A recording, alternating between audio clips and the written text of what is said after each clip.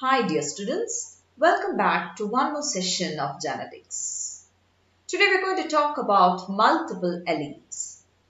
The term allele is quite familiar to every one of us because in the Mendelian genetics we came across to the fact that every trait or every phenotypic trait which is visible to us is being associated with a pair of factors or genes.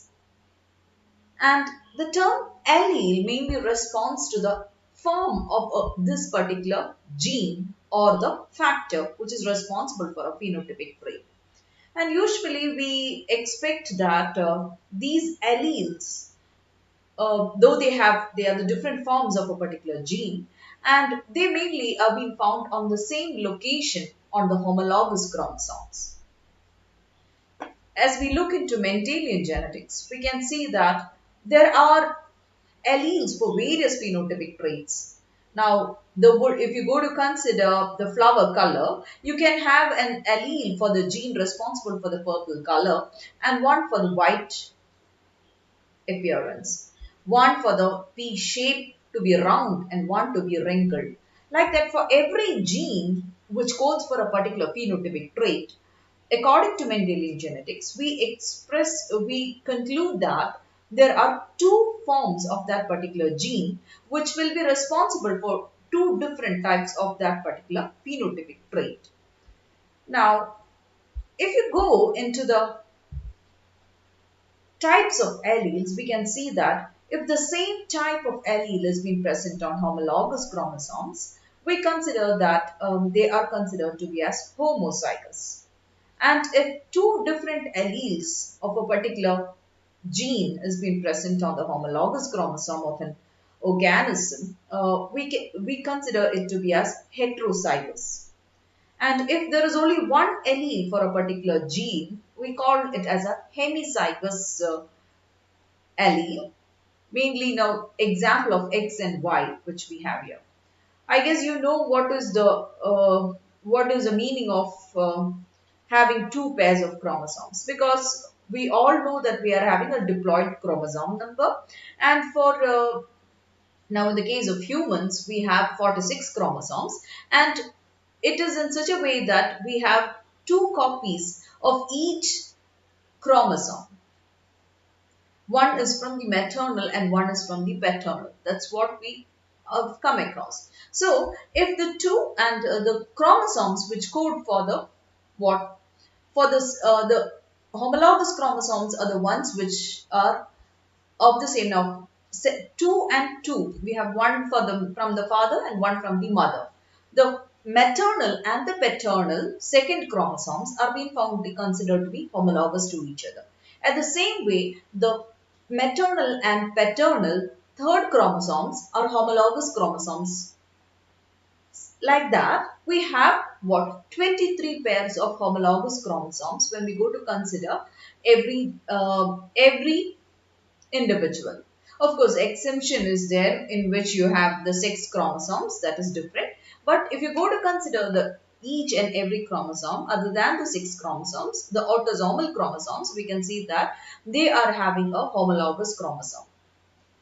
So, when these chromosomes are being taken, if they have the same, the regions, this is the second chromosome, this is the second chromosome, you think, and if there is a gene A located on the second chromosome, and it is the same type of A gene is being present on the next homologous chromosome, then these alleles are considered to be as homozygous.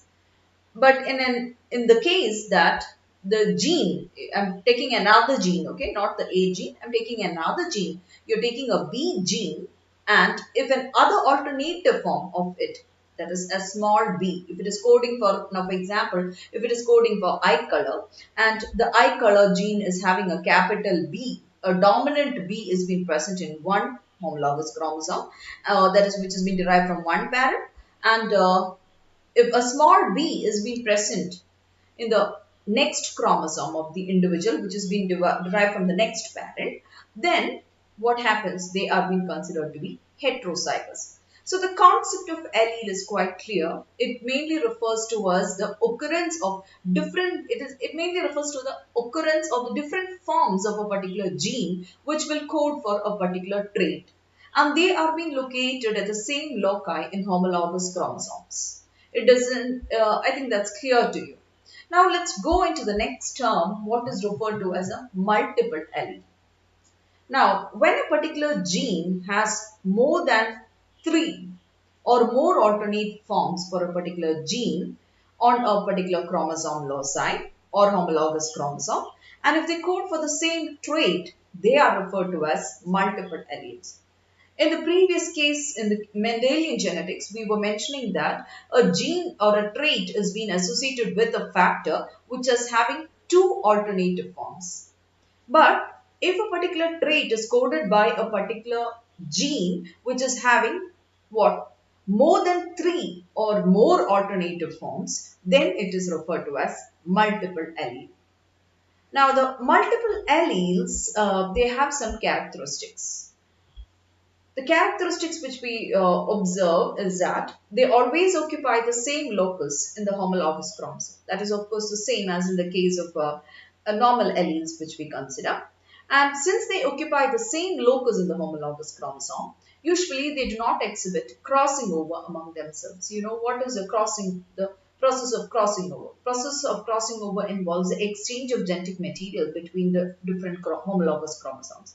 So since these have been occupying the same loci in the homologous chromosomes, they do not exhibit crossing over and they always affect the same character.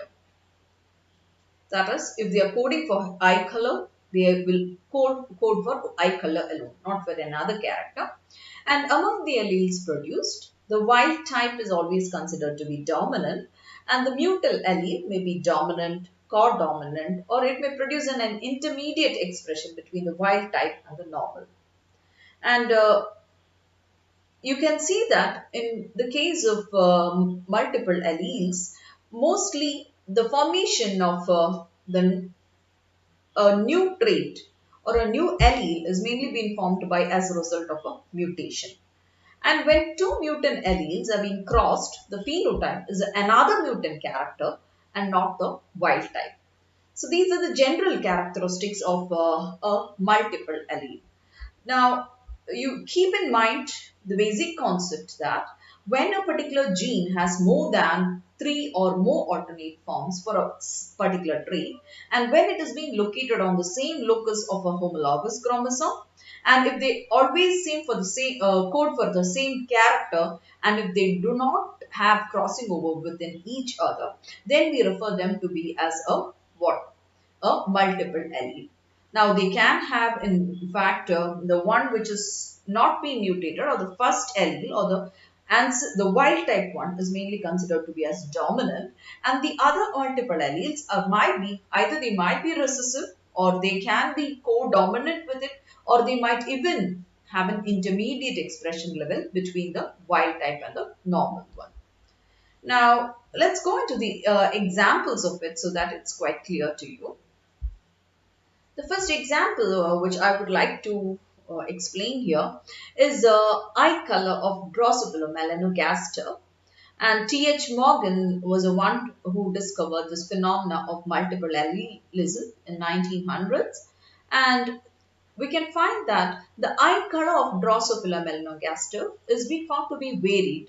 Now this is a wild type one and you can see the eye which is found to be red in color here. And then different colors of the particular of Drosophila eyes is being found. And the most different variety of that is a white eye color. And it has been found that 14 alleles for the eye color in Drosophila is situated on the same locus of the X chromosome. All the genes responsible for these different forms are being present on the same loci on the X chromosome. And W, W which codes for the red eye is dominant over all others while small letter w which codes for white eye is recessive to all the others. And the other alleles are responsible for other colors between red and white.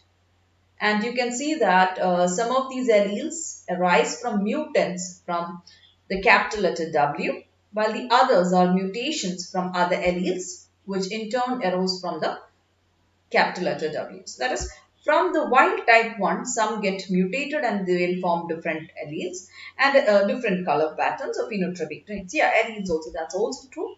And further on, they also might get mutated and they will form different forms.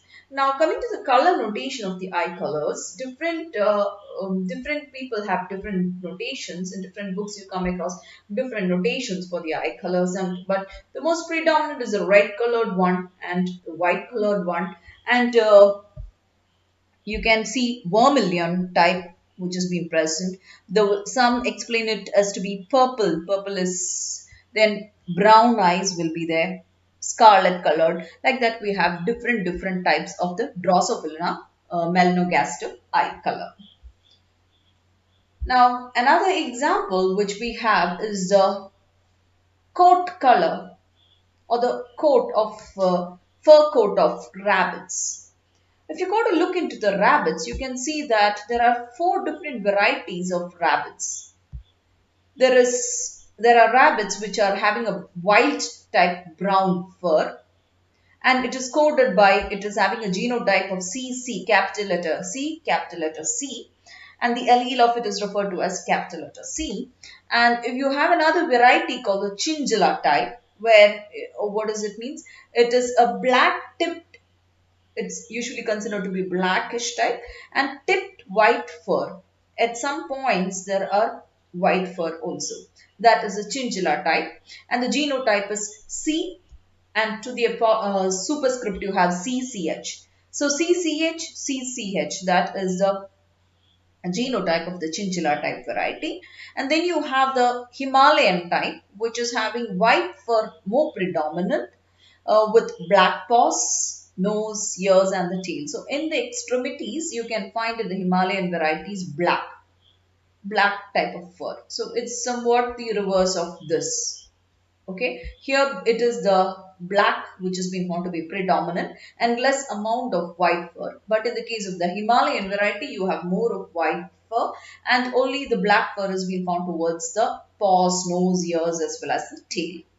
And then the last one variety of the rabbit which we have is the albino type, which is having complete white fur. And so it has a genotype of small c.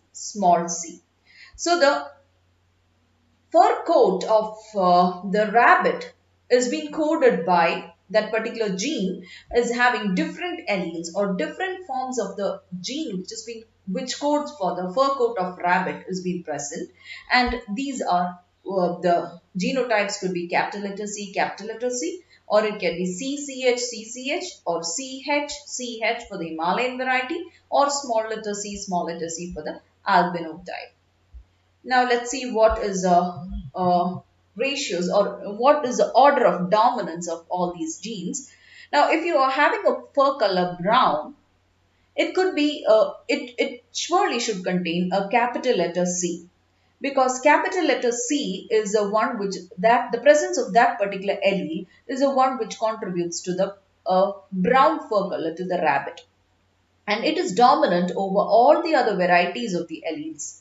So CCH variety, which is of Chinchilla, that allele, as well as CH allele of Himalayan, as well as the small c of the albino type are being found to be what? The effect of that are being found to be masked, or capital letter C is being found to be dominant over all the other varieties of the fur color. Now, if you go to have Chinchilla, you have a CCH, you should have a CCH. It is the presence of CCH is quite essential.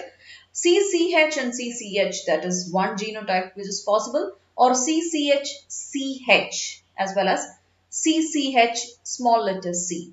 If you go to look, CCH is dominant over Himalayan as well as albino. So the combination of CCH as well as CCH and CH and CH small c is possible for the chinchilla variety. So it is dominant over the Himalayan as well as the albino.